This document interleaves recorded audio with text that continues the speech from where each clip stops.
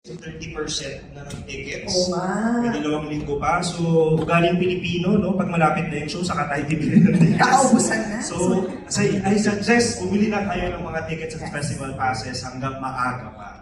Yan. Tapos, announcement, meron tayong magandang balita. June 14, yung DLF na anthology book, pang-5 anthology book para sa taon na ito ay ilalabas na ng Virgin Lapes sa June 14, 5 p.m. So yung sa mga namumulengka ng mga libro ng Virgin Lapes mula book 1, meron na tayong pang-5 ngayong taon na to. Sa June 14 po yan, 5 p.m. sa TIG lobby gaganapin ng book launch. Kita-kita po tayo.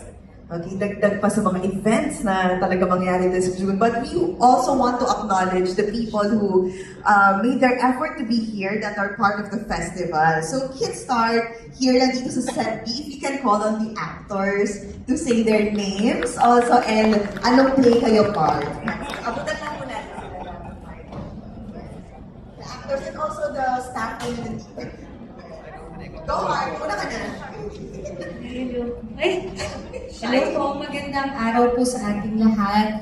Ako po si Heart Puyo, Actors Company Scholar, at ako po ngayon ay actor ng Balos. Thank you, Heart.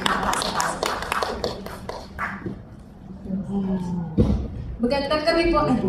Magandang hapon po sa inyong lahat. Kasi magandang hapon po. Ako po si Sarah Monay at ako po ay mula sa Tanghalang Pilipino Actors Company at pinalat din pong maging aktor sa Dulang Luwalhati. Magandang hapon po. Ako po si Banawi Miklat. Pinala din po na maging bahagi ng Luwalhati, ka-alternate ni Madam at Jackie Lublan. Magandang hapon po. Ako po si Jackie Lublan po. Virgin! Virgin! At 62! Very, very happy to be part of Luwalhati. Magandang hapon po. Ako po si Rosa. Hindi na po ako virgin. Kasi mapalad po akong laging nakakasama sa Virgin Love Fest. Opo. At umaasa akong this year visited kami. Charot! Kasama po ako sa... Ako sa Akshampo. Ako po si Maya. Makakasama ko po si Christian Barnes. Yeah. Yun po. Thank you. Sir Tax at ang aking manulat ang napakagandang si Sweet Lapos. You have more actors on this side? Wala na po. Dito naman tayo sa kabila. Noel Rayos po, kasama po ako sa Password 123 Pilipinas 321. Sana po modulate po tayo. Hello po, Ervin Estio po, actor din for Password 123 Pilipinas 321. Hi, I'm Justine. Sorry, nag-lag po yung utak ko. Hi, I'm Justine Peña, part po ng Set A, Human Rights Story of the Year with CJ po. Hi po, CJ Navato, Human Rights Story of the Year po, directed by Nelsito Gomez.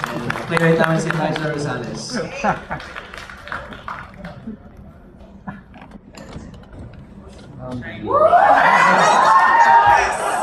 Hello, spotlight yan. Hello po! Ayaw pa ka mo! Ako ba talaga yung logo ng bill? Spotlight, please. Palagay mo yung spotlight. Iba yung silhouette ko dyan ah. Ayun po, ako po si... Ang ilang logo ng BLF. Ayun. Sige. Ako po si Joshua Cabiladas at part po ako na... She's electric. At ako po ay magiging leading man ng isang Liza de Castro. Kaya naman pala nag-glow up. Thank you.